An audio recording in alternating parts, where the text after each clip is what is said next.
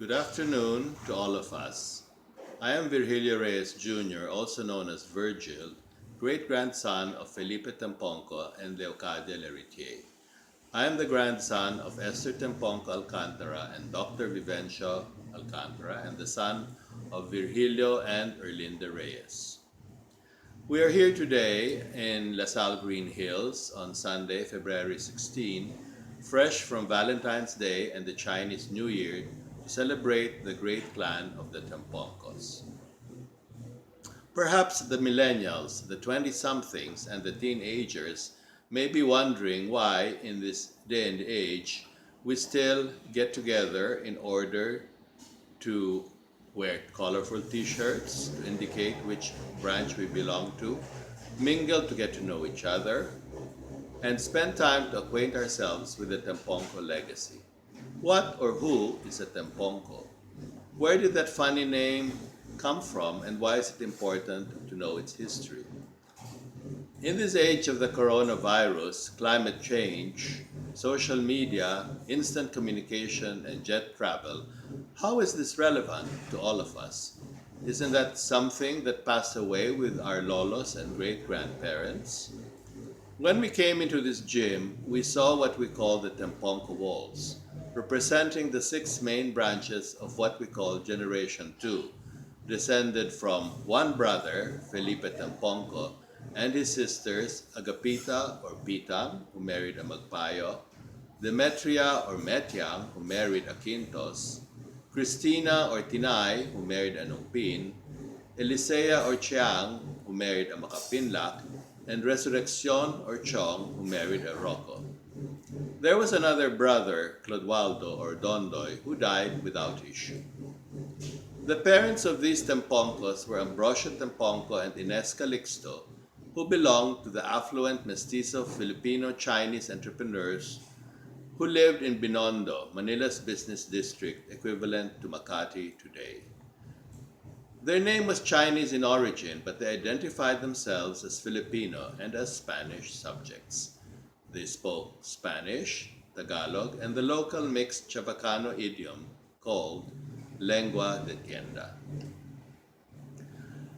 We have now confirmed that the Temponcos go two generations further back to China, and the original ancestor was Matias, who was the grandfather of Ambrosio Tempongco, whom we now designate as Generation 1. From Generation 2, it was Felipe Tempongco, my great-grandfather, who changed the spelling of Tempongco with a K to make it more Filipino. The first ancestor, Matias Tempongco, was born and grew up in Fujian Province, China, and came to the Philippines around 1800 to seek his fortune. That makes our clan at least 200 years old. And indeed, the Temponcos became part of Binondo's bourgeois society in the latter part of the 19th century. This family worked hard and lived well. Ambrosio Tempongco was an established shipping broker. His beautiful wife, Ines Calixto, had a mingling of Chinese, Malay, and Spanish blood, which we now see in a cameo picture of her. The family dined on fine French porcelain, whose saucers and cups we also have today. His daughters went to the most exclusive school for girls then, La Concordia, where they were classmates of Jose Rizal's sisters.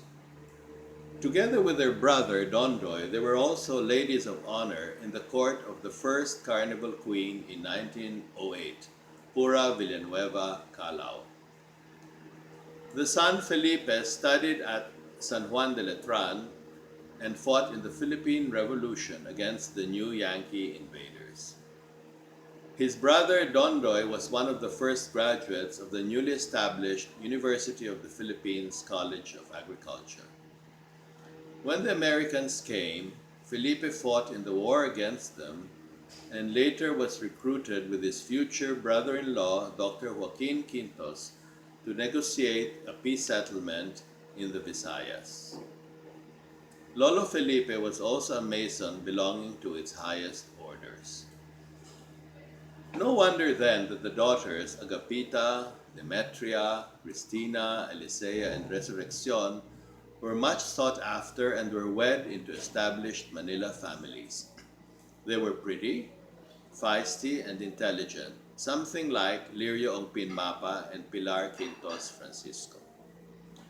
Today, there are two Manila streets, Ongpin in Binondo and Quintos in Malate, which bear those clan names. The name Magpayo, as one of the builders, is written on the pedestal of the Barasueng Church in Malolos, where the first Philippine Republic was established. The Macapinlac family, with its ties to the renowned poet Jesus Balmori and the Rocco branch, might be described as our most mestizo Spanish offshoots. And since Felipe Tempongco married Leocadia Levitier, French mestiza classmate of the Tempongco sisters in La Concordia, many of their descendants have the Eurasian combination of fair skin, almond-shaped eyes, and bushy eyebrows. The Tempongco legacy is a mixed one with very interesting histories and combinations.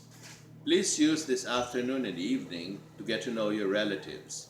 You will find that many of the women are good-looking and have strong, intelligent natures, while the men tend to be witty, fun-loving, entrepreneurial, and education-oriented.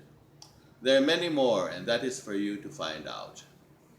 Finally, we are honored tonight to have two members of Generation 3, Sister Perla Macapinlac of the ICM Order associated with St. Teresa's College, and her equally beautiful sister Olga de Larrazabal.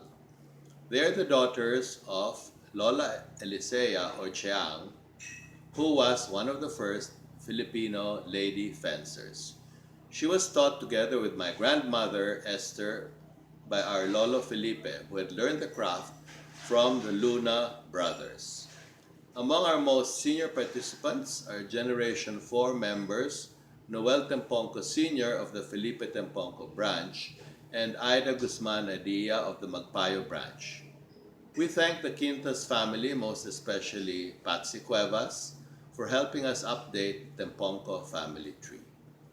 We truly miss the senior members and not just a few young ones who passed on since our last reunions and further back. I recall with fondness the original Camera Club muses, Lolas Flora Ongpin Eras and Sara Tempongco de la Paz, who used to organize our reunions in the 60s and 70s of the previous century. And we greet our many Tempongco members who live abroad and who could not join us at this marvelous meeting. The Tempongco family survived many challenges, such as the Philippine Revolution against the Spanish and the resistance against the Americans. The Second World War with its Japanese occupation and the destruction of our beloved city of Manila 75 years ago. The Marcos dictatorship and the reestablishment of democracy through the EDSA rebellion and the Aquino administration. Now 200 years old, the Tempongco clan comes together here to reassert its unity and togetherness. Generation 5 has taken on the mantle of leadership and passes on the Tempongco legacy to the next generation 6 and 7. We thank generations 3 and 4 for having shown us the path. Mabuhay!